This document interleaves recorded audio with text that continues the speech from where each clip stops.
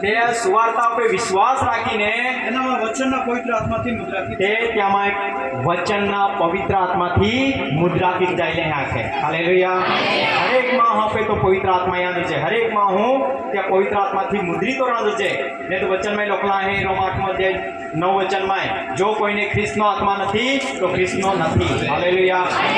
તાલે પાપની માફી જરૂરી है बताहर पवित्र आत्मा जरूर है हालेलुया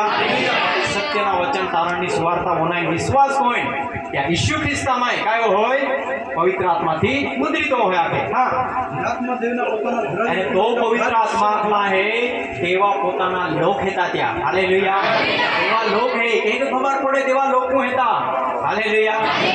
જ્યાં કદાચ ઈસુ ખ્રિસ્ત આત્મા નહીં તો ઈસુ ખ્રિસ્ત નહીં દેવા નહીં આખે કે જ્યાં પવિત્ર આત્મા હે તો દેવા હે આખે